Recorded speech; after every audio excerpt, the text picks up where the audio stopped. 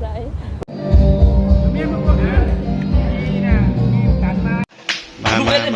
มาอีพ่อถ้ากินอยู่ดิ นี่เห็นคำผงเด้อครับผงคนแพงมาหาเด้อมื้อนี้พิเศษสามัคคีไอ้น้องสามัคคีอาหารชั้นสูงเด้อบอกไปไหนอาหารชั้นสูงสปิกพิเศษนี่6 ปี10 ปีมากินข้าวสามัคคีกันเท่านึง ผมมาเท่าพี่นั่นนี่นะดียอมหัก ผักก้อนนึงก้อนวันนี้เนาะโอ้จากแห้งเลย ขอเสนอเลยบางคนก็จะกินแต่เราด้วยบางคนก็จะกินแต่เบียร์ 10 ปีทั้งงานก็ค่อยเพิ่มขึ้น ยอมผักก้อนก้อนรอบนี้รอบหน้าก้อนค่อยว่าเนาะกินนั้นไปแล้วก้อน บันทึกวิดีโอไว้ มีน้ำผึ้งที่ออกมา อัน10 ปีทั้งงานจะเพิ่มขึ้นเขายงรูทูบไว้เด้ ทุกบกข่าวเนาะมองโดนแบบที่ มันดีขึ้นดังที่เอว มันได้น้องมาครบหมู่ครบ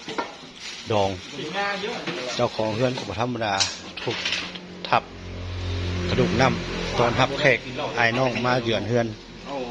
ละตั้งมาตำหลังภายในกับอันนี้เจ้าบุญสาว เจ๊กุ้งเจ้าเลย มาสำนีที่ว่าจบได้ผล เป็นละพอดีเวลาง่วงก็มาแวะรถจะเข้าบ่ายเลย น้องโอซิตี้ ตัวสิตีดิ มาเด้อนำมาเด้อ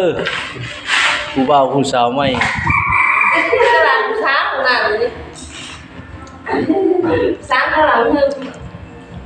กำลังเพิ่มกำลังเ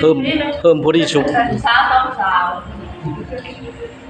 เริ่มเป็นหูเป็นห้างแล้วพอเตะพุ่นเศร้าเขาก็มาเฮ็ดงานเมาเริ่มเป็นหูเป็นห้างแล้วมื้อนี้ได้ใส่ข้าวแท้มื้อนี้มื้ออื่นอาจจะแล้วมุ่งมาซะ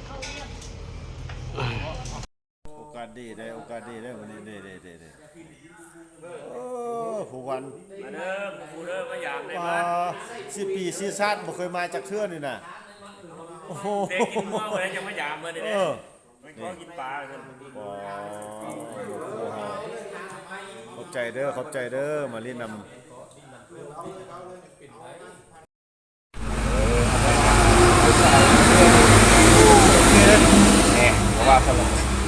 ไม่ได้สิมาหาในบ้านไปรอกกูกันว่าสัตว์อันนี้เป็นนอนวันพักนอนผู้เดียว